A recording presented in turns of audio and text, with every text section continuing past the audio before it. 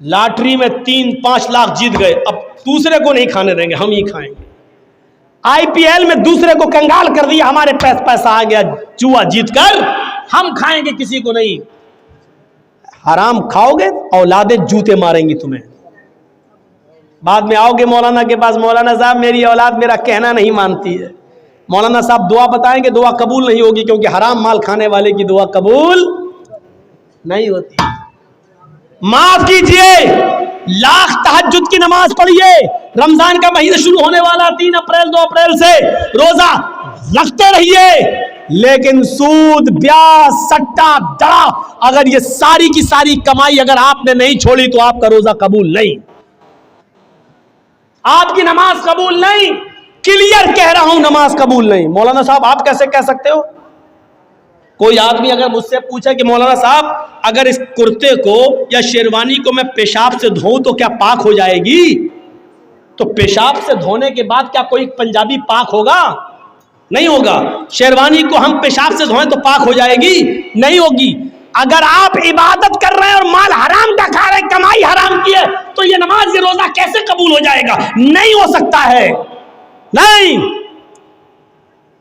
جیسے وہ کتا آج برداشت نہیں کر رہا ہے کہ دوسرا کتا ہمارے مرے ہوئے بیل کو کھانے آئے, گوشت برباد ہوتا ہو جائے, لیکن کتے کو منظور نہیں کہ دوسرا کتا کھائے. یہ صفت آج ہمارے اندر پیدا ہو چکی ہے, بلکہ ہمیں دوسروں کے مال کو لوٹنے کی فکر ہوتی ہے. آج سے 20 سال پہلے نارتھ یو پی میں Uttar Pradesh north U P میں ایک پوربی علاقہ ہے, مشرقی علاقہ, اس علاقے کے اندر ایک سیلاب آتا ہے. سیلاب جانتے ہیں نا, باڑھ. ایک سیلاب آتا ہے پانی کا, بڑا خطرناک سیلاب, بڑی خطرناک باڑھ. درخت بہ گئے, جھونپڑیاں بہ گئی, بڑی بڑی بلڈنگیں گر گئی, بیل بہ گئے, گائے بہ گئی, بھیڑ بکریاں مر گئے. اتنا خطرناک سیلاب تھا. جب سیلاب تھوڑی دیر کے لیے بند ہوتا ہے تو کچھ لوگ اس گاؤں کا حال دیکھنے کے لیے آتے ہیں. پورے گاؤں میں سناٹا ہے, لاشیں تیر رہی ہیں, جانور مرے پڑے ہیں, لیکن کچھ لوگ پانی کے اس طرف اپنا مال بچانے میں کامیاب ہیں اور ایک طرف بیٹھے ہوئے ہیں, لیکن پانی اتنا زیادہ ہے کہ وہ اس طرف نہیں آ سکتے ہیں. کچھ لوگوں نے ان لوگوں کو ادھر بیٹھا ہوا دیکھا, لیکن وہ پانی کے اس طرف نہیں آ سکتے ہیں. اسی بیچ کچھ لوگوں کی نظر پانی میں ڈوبے ہوئے پیڑ کے اوپر پڑتی ہے, جو آدھے سے زیادہ پیڑ ڈوبا ہوا ہے. ایک پیڑ آدھے سے زیادہ ڈوبا ہوا ہے, اور اس کی ایک ڈال کے اوپر ایک آدمی بیٹھا ہوا ہے, اور اسی ڈال کے اوپر ایک زہریلا سانپ بھی بیٹھا ہوا ہے. آؤ میں آپ کو بتاؤں, ایک ہی ڈال ہے اور اس ڈال کے اوپر آدمی بیٹھا ہے, اور اسی ڈال کے اوپر سانپ بھی بیٹھا ہوا ہے. انسان سانپ کا دشمن اور سانپ انسان کا دشمن. ابھی یہاں سانپ نکل آیا, فوراً مار دیں گے, لیکن سیلاب کا خوف اتنا زیادہ ہے کہ نہ آدمی سانپ کو مار رہا ہے اور نہ سانپ آدمی کو ڈس رہا ہے.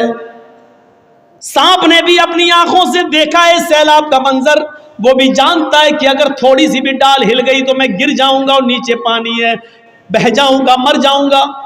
سانپ انسان کو نہیں کاٹ رہا ہے اور انسان سانپ کو نہیں مار رہا ہے. اگر تھوڑی بھی ڈالی ہل گئی, اگر ہم نیچے گرے تو ہم بھی نہیں بچیں گے. جہاں سیلاب کا دردناک اور خوفناک منظر اتنا خطرناک کہ انسان سانپ کو نہیں مار رہا ہے اور سانپ بھی انسان کو نہیں ڈس رہا ہے, لیکن یہاں کچھ ایسے کمینے انسان موجود ہیں جو اس طرف کشتی لے کر جاتے ہیں اور لوگوں سے کہتے ہیں کہ اپنا مال ہمارے حوالے کر دو, ہم اس کی حفاظت کرتے ہیں اور تمہارے مال کی رکشا کریں گے. جب پانی تھوڑا کم ہو جائے اور جب تم لوگ باہر نکلو اور ہمارے پاس آنا, ہم تمہارے مال, تمہارا سونا چاندی, تمہاری یہ چیزیں ہم تمہیں واپس کر دیں گے. ایسے ماحول پر, ایسے موقع پر ان لوگوں نے ان کے اوپر بھروسہ کر کے اپنا مال ان کو دے دیا کہ لو یہ میری گھرستی کا مال ہے, یہ ہمارے کچھ कुछ कपड़े हैं, ये हमारे बच्चों के कुछ खिलौने बचे हैं, ये हमारी बीवी का थोड़ा सा जेवर बचा है, इसको हिफाजत से रखना।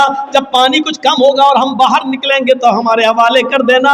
हमारी बस्ती तो डूब गई, हम जहां अल्लाह जगह देगा हम वहां चले जाएंगे। और ये लोग मान लेकर जब वापस आए तो सब रफू चक्कर हो गए, भाग गए। मेरे भाइयों, आज इंसान का हाल ये हो चुका है कि ऐसे मौके पर भी इन लोगों ने दूसरों की मजबूरी का भी फायदा नहीं, मजबूरी भी नहीं देखी और उनका भी माल लूट के भाग गए, फरार हो गए।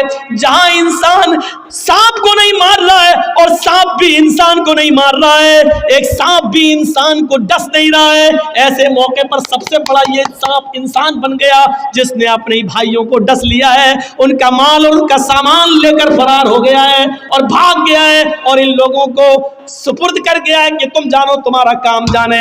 मेरे भाइयों, जब दुनिया परस्ती ऐसी हो जाए, मालो दौलत की लालच जब इस हद तक बढ़ जाए तो यकीन मानिए फिर अल्लाह की इबादत होना मुश्किल है और यकीन मानिए फिर जिंदगी को आप सही उसूलों पर नहीं गुजार सकते हैं। 1:40 हो गया है। मैंने ऐसा माहौल कभी नहीं देखा। 2 साल से मैं देख रहा हूँ कि जब मैं आता हूँ तो बहुत भीड़ होती है और तकरीर ख़त्म होने से पहले 20, 25, 50 आदमी रह जाते हैं। या तो मुझे टाइम देर में दिया जा रहा है या आप लोगों को 1 बजे के बाद सुनने की आदत नहीं रही है। तो मेरे भाइयों, मैंने मुख्तसर से वक्त में मुख्तसर ही बातें सही बताई, लेकिन अब आप लोगों की तादाद इतनी कम हो चुकी है कि अब मुझे भी बोलने में अच्छा नहीं लग रहा है। मुझे बताया गया कि 11 बजे टाइम है, फिर मुझे बताया गया 11:30 बजे टाइम है, फिर मुझे बताया गया 11:30 बजे ला के यहाँ बिठा दिया गया और 12:30 बजे तक मैं बैठा रहूँ। बताओ, 12:15 बजे तक। तो ये भी एक चीज़ है। तो बहरहाल उसूल बनाइए, ज़ाब्ता बनाइए। मदरसे का काम है इसलिए मैं बोल नहीं सकता हूँ, ताउन भी होना चाहिए।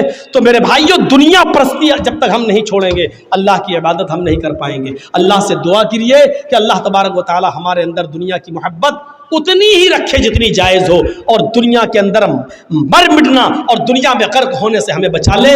और अल्लाह, जब तक तो हमें ज़िंदा रख, इस्लाम पे हमें ज़िंदा रखना, और जब हमारा खात्मा हो तो ईमान पर हमारा खात्मा फरमाना। वमा अलैना इल्लल बलागुल मुबीन व आखिरु दअवाना अल्हम्दुलिल्लाहि रब्बिल आलमीन। अस्सलामु अलैकुम व रहमतुल्लाहि व बरकातुहू। मज़ीद आपसे गुजारिश है कि मदरसे का ताउन आप करना चाहें तो करें, मेरे हाथ में भी अगर कुछ देना चाहें तो दे दें। अल्लाह रब्बुल आलमीन आपको इसका पूरा का पूरा अजर अज़ीम अता फरमाएगा इंशाअल्लाह। जो लोग भी देना चाहें वो दे सकते हैं। मैं 2, 4, 5, 10 मिनट बैठूंगा। आप मेरे हाथ में देना चाहें तो दे सकते हैं। अस्सलामु अलैकुम।